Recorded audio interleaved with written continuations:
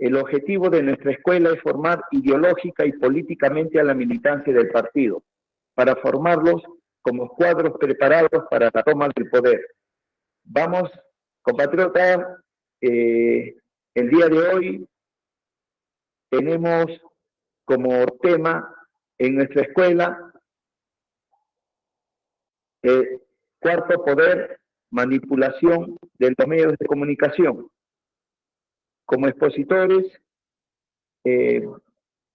nosotros tenemos al doctor Máximo Grillo Anunciata, quien es médico, endocrinólogo, físico, matemático, filósofo, doctor en mecatrónica, docente universitario. Igualmente tenemos a la doctora Alicia Jiménez, quien es antropóloga, investigadora e historiadora, docente universitaria desde hace 40 años. Igualmente tenemos a la doctora Marlene Ortega, quien es ingeniero químico, doctorado en ciencias, tecnología, medio ambiente, maestría en gestión de educación. Y actualmente docente universitaria en la Universidad Nacional Micaela Bastidas de Apurímac. Doctora Alicia Jiménez, adelante su tiempo.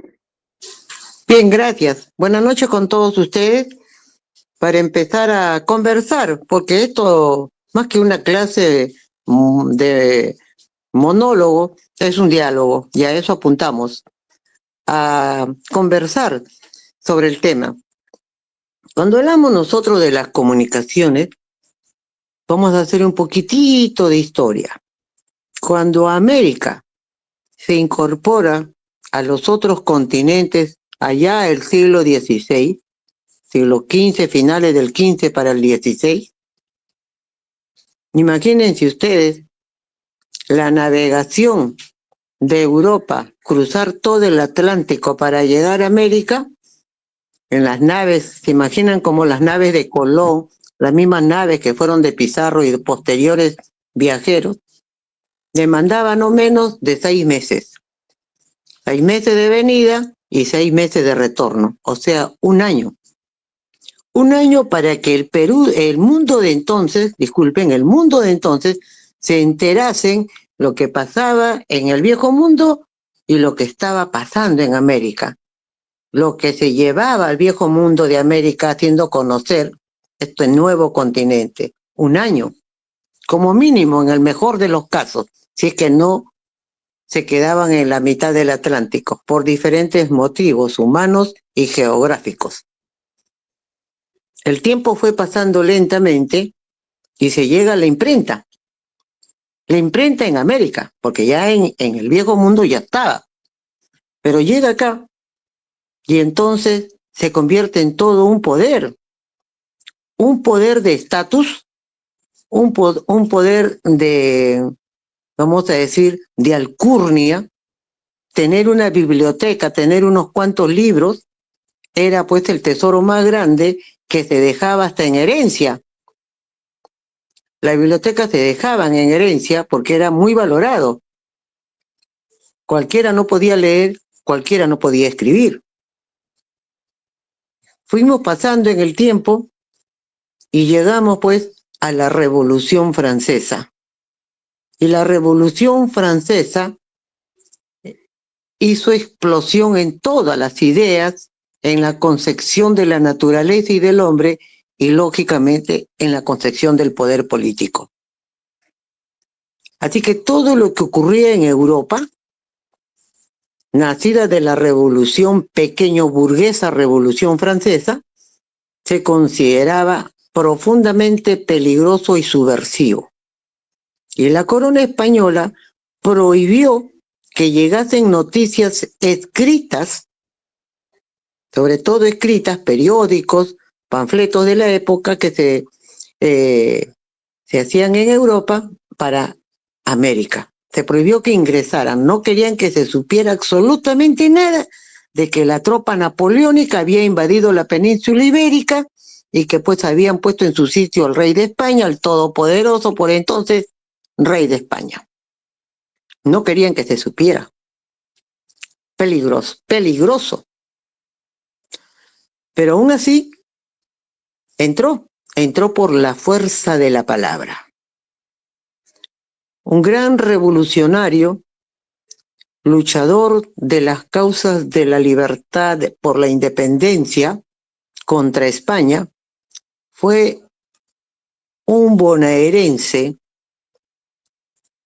Juan José Castelli, llamado en la historia el Jacobino, porque era radical en sus posiciones.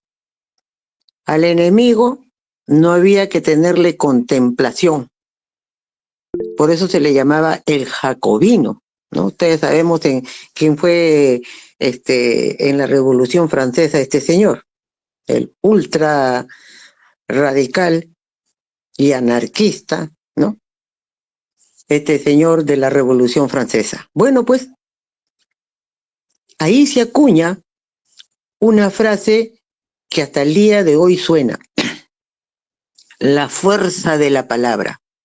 ¿Qué significado tiene esta frase, la fuerza de la palabra, que acuñó Juan José Castelli?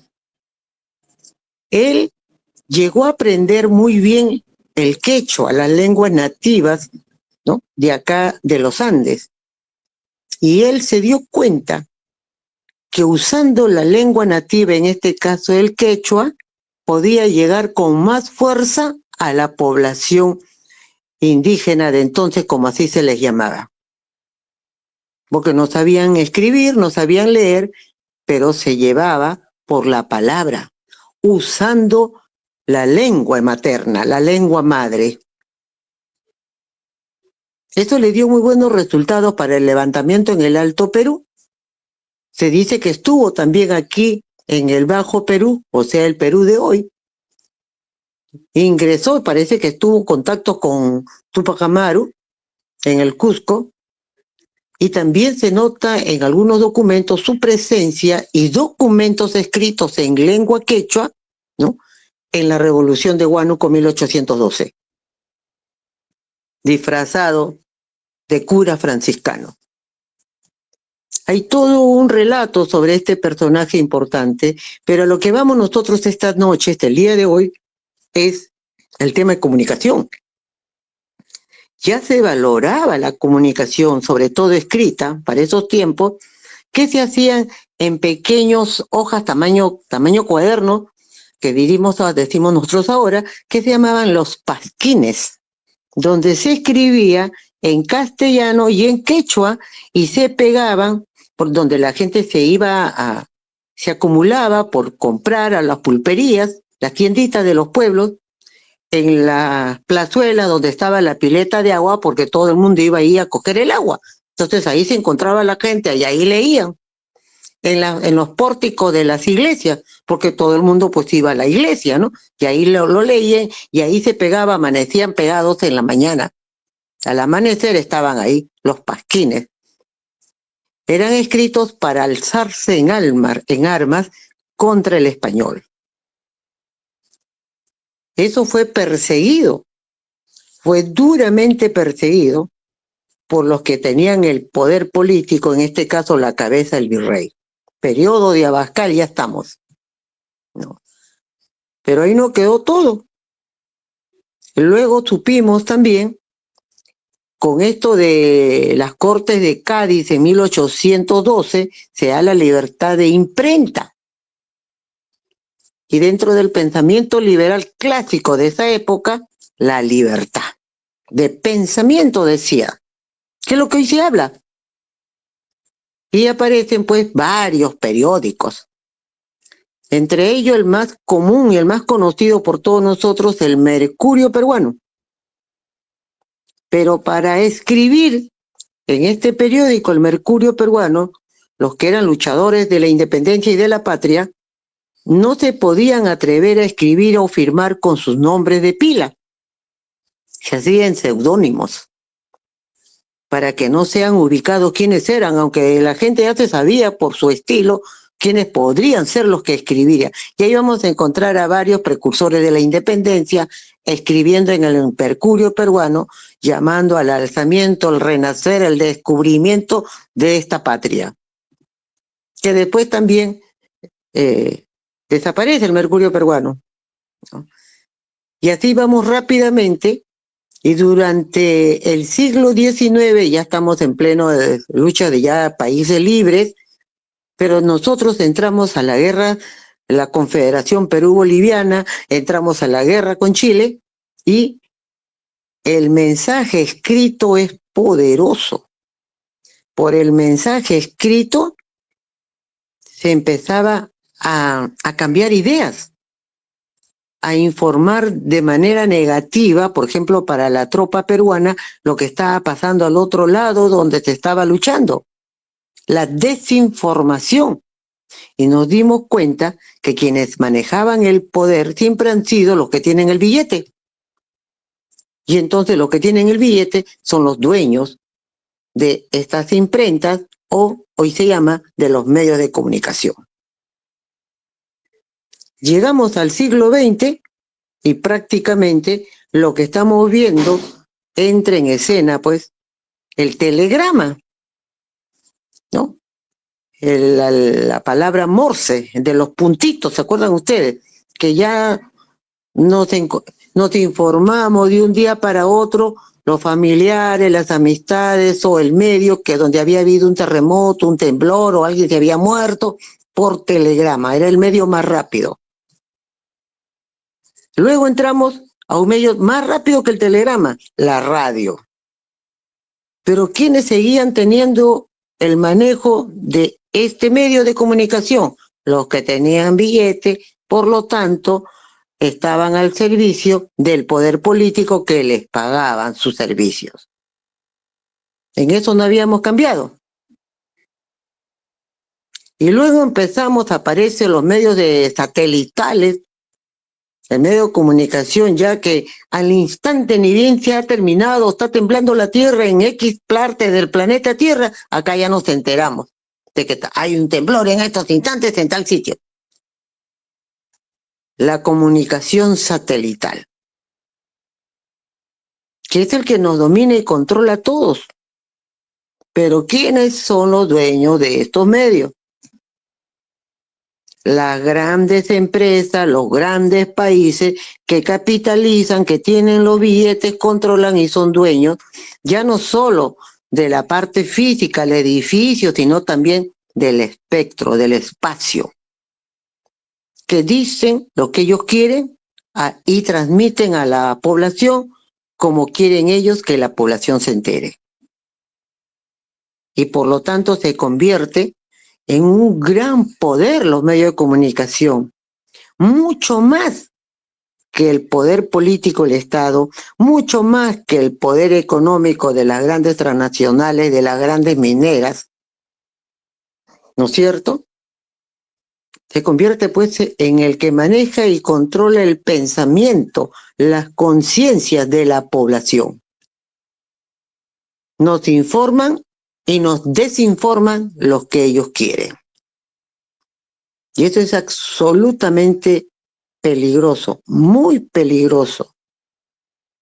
Nosotros tenemos esta suerte de que estamos manejando esta tecnología, pero la estamos usando para el servicio nuestro, para nuestros fines, propósitos y objetivos de liberar nuestro territorio y construir la Segunda República. Ese es nuestro objetivo. Por lo tanto, ante el mundo y ante los otros, somos los subversivos de las conciencias.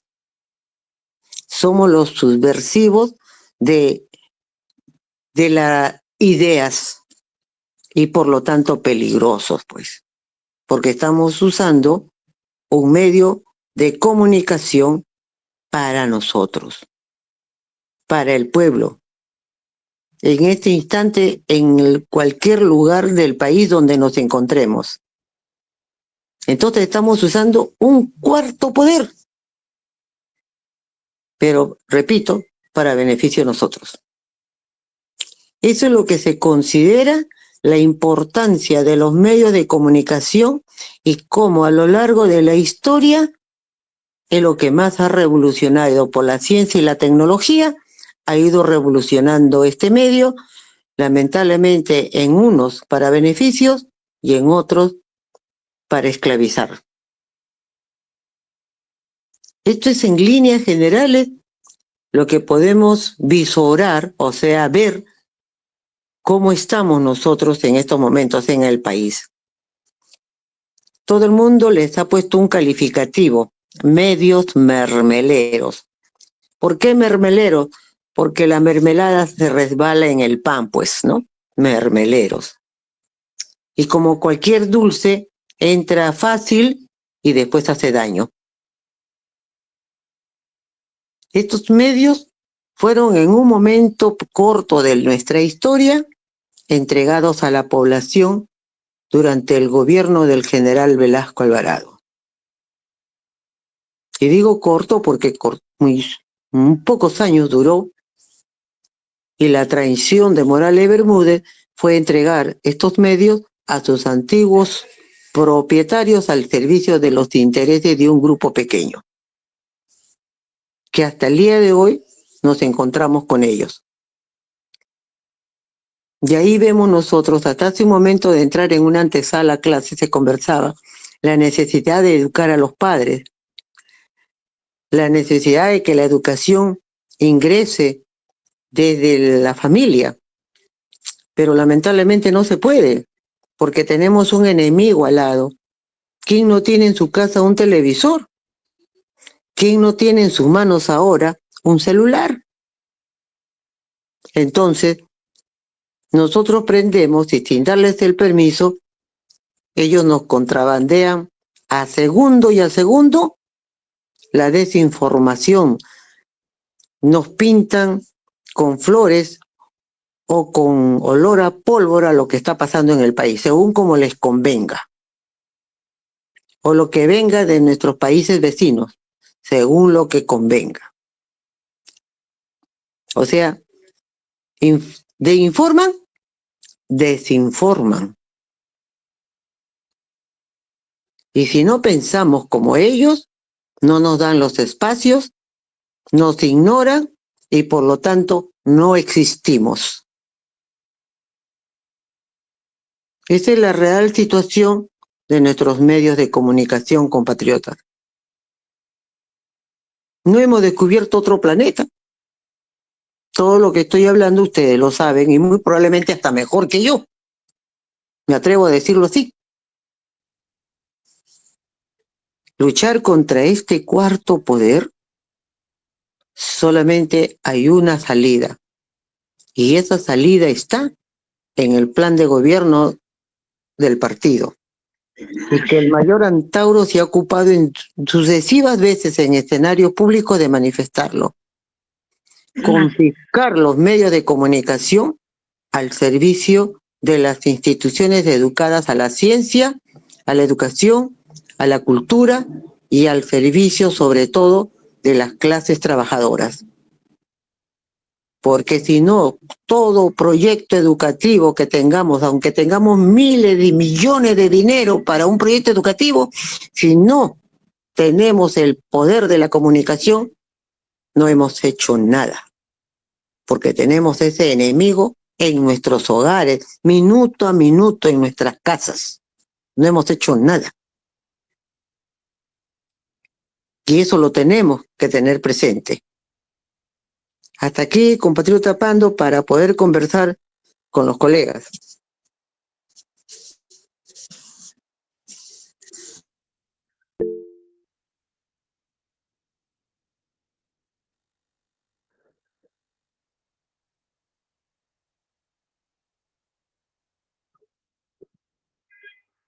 Gracias, doctora Alicia Jiménez, por su exposición.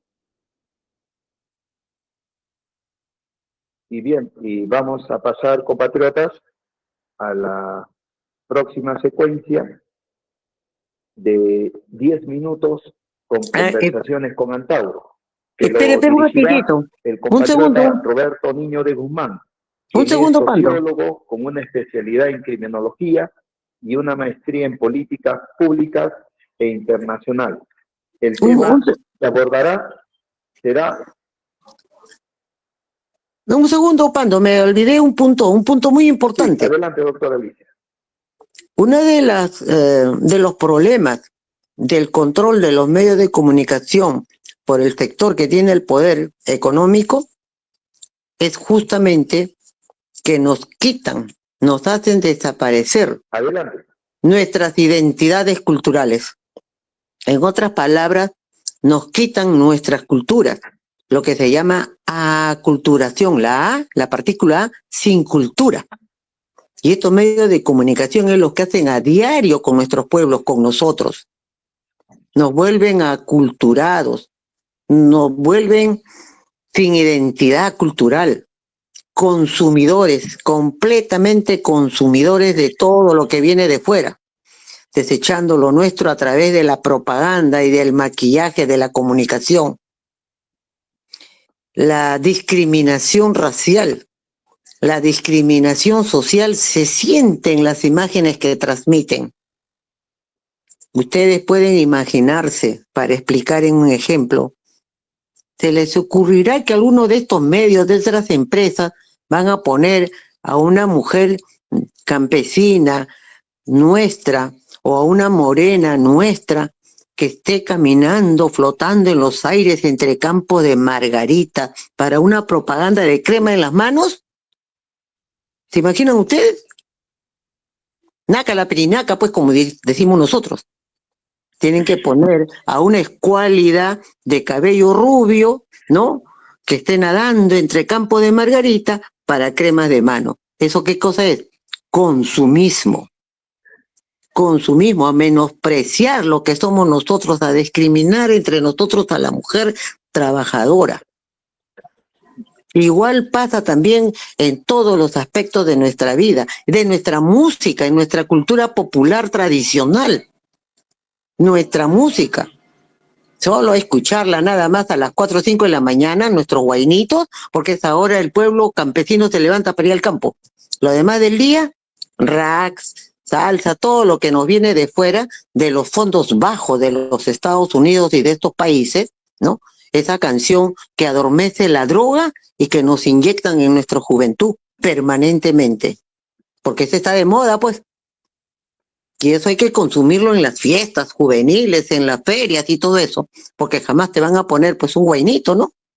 O nuestra música, un yarabí. No, en absoluto. O sea, hasta en eso, los medios de comunicación, yo les llamo traidores porque no tienen identidad con nosotros, con nuestras culturas, nos imbuyen a nuestra desaparición de identidad cultural, y eso es peligroso, muy peligroso. Un pueblo sin identidad cultural, sin historia, sin pasado, estamos diciendo de esta manera, es un pueblo presa fácil para ser controlado, dominado y sometido. Y eso es lo que quieren hacer con nosotros. La pregunta es, ¿te lo vamos a permitir? ¿Lo que tenemos claro y conciencia de todo esto? Sabemos bien que no. Esa era la partícula para la que por todos podamos nosotros aquí participar, el tema de la identidad cultural a través de los medios de comunicación también. Gracias.